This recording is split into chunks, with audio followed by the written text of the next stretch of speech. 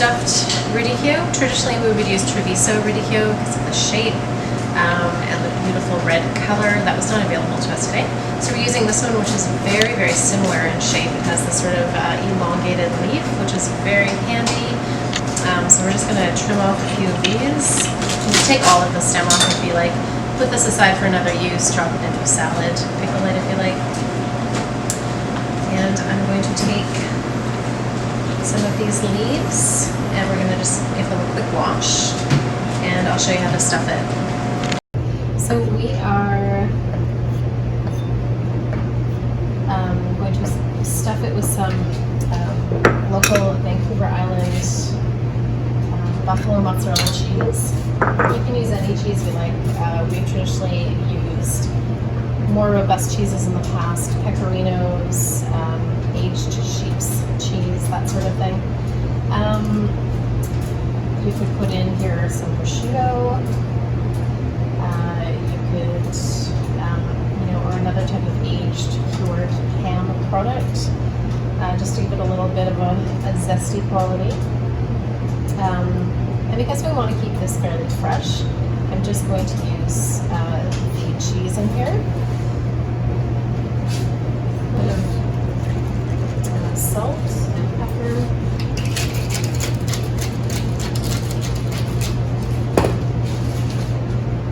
We're just going to roll this up. We're layering them on top of each other so that we can smoothly and easily get them rolled up.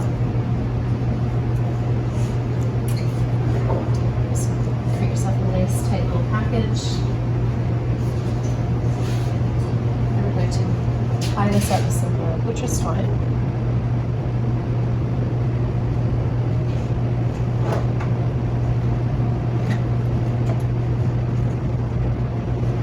We want the package to be fairly tight because we are going to be putting it on the grill, so we don't want it to fall apart and have all the cheese fall out on us. But we don't want it to be so tight that we're completely squishing the life out of the radicchio. So the reason we are using this variety of radicchio for this dish is that it is a little bit on the milder side of some of the radicchios.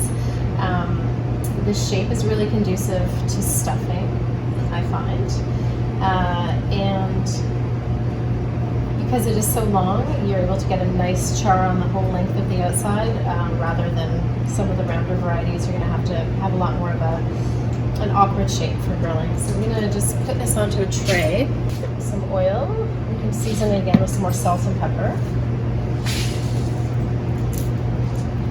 We'll just pop this on the hot grill. Charcoal is always the nicest, but if you don't have that, you can just use your propane barbecue or even do it in a pan on the stove. Alright. Just wait to get some good color on there before you twist it and cook it all the way around.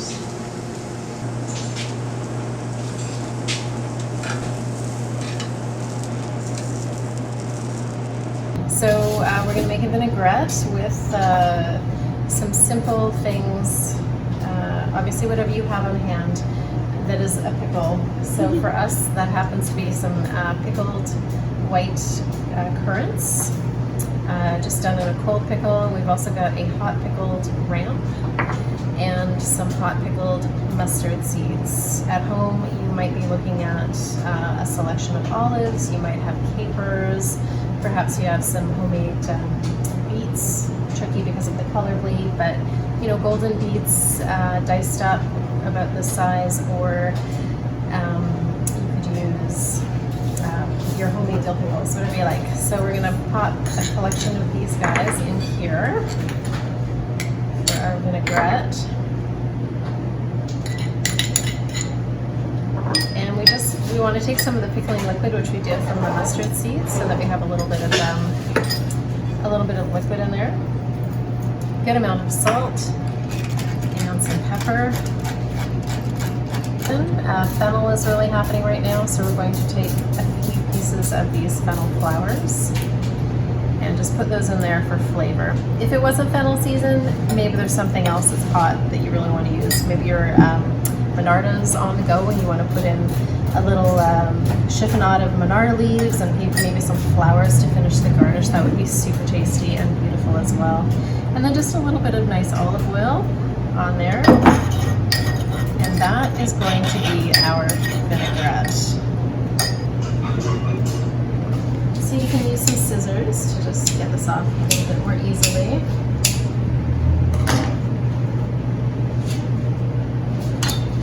Slice the ends off where there's like they should not be too much cheese. You can cut it into 3 or 5 pieces.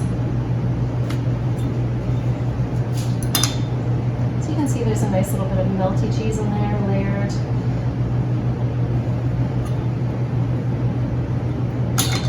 And we're just going to put our vinaigrette over top of all of this.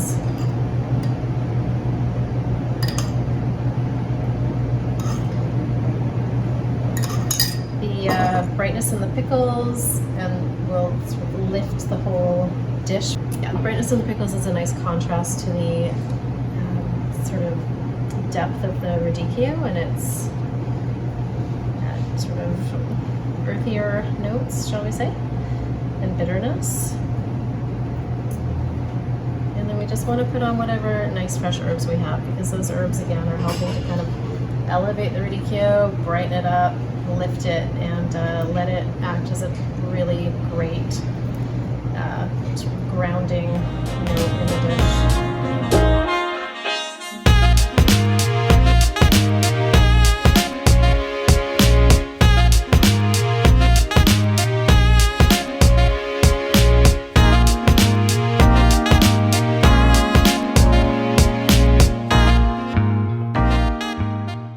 So this radicchio is called a bel fiore. Often you will see them with a really beautiful sort of pink speckle to it. This one is just, apparently depending on the point in the season, it may or may not be so speckly. So this is early season, summer, and it is not speckled. But you can see it has a very soft leaf, and it is one of the milder radicchios that we have available. So we will often use something like this chopped up fresh in a salad, a little bit of like a creamy Parmesan sort of vibe. It's going to really, the fats and the creaminess in the dressing will again mask that last little bit of bitterness that is in this radicchio, but on the scale of the radicchios that I've tried, this one is going to be the mildest for sure. So we're going to again do a grill with this radicchio because the salad is extremely simple and straightforward. But I like to use this radicchio and others to finish risottos. So I'll just take a couple of pieces off and I'm going to wash them.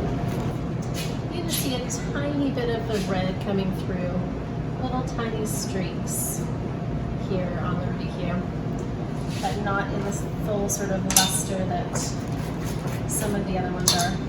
So we will put this aside until we have the risotto a little bit closer to ready to go. So we're big fans of really clean risottos that are done with a water base rather than with meat stocks. So you get a really clean, pure flavor, especially with whatever you're finishing the rice with. All right, so we have our risotto's already 3/4 finished. So we're just going to put that in with a bit of water, some salt.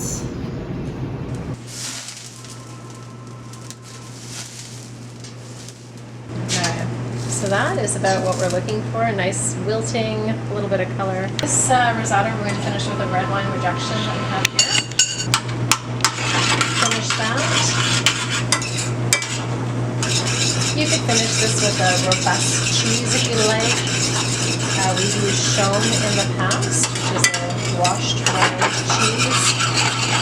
Very strong. Chop up some for putting into the risotto. And then we'll leave some for garnish as well.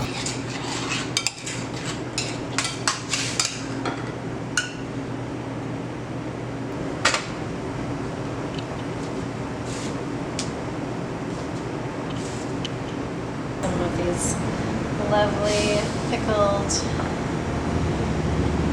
fiddleheads kicking around, so we'll throw some of those on as well. And if you wanted to, you could rasp some nice fresh Parmesan cheese on top as well.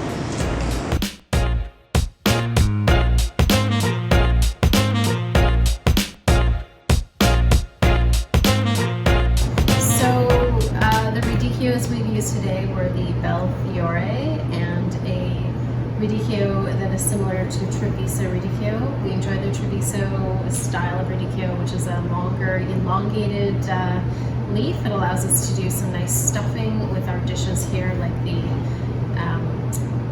Vancouver Island buffalo mozzarella stuffed grilled radicchio leaf. Then we have the Bel Fiore, which is a supple and much softer radicchio leaf, a lot more tender, less bitter and robust than some of the other radicchios. This one we've grilled and used with a red wine risotto. So we like to use the radicchios in different types of dishes because of I like to use the radicchios in different types of dishes because of the complexity of their flavor. They've got a really deep, earthy bitterness to them that we can transform through different components. In this stuffed and grilled dish, we've got a lot of bright, fruity acid notes that are really lifting up that radicchio flavor, the grilled radicchio flavor especially, so that is a really nice balance.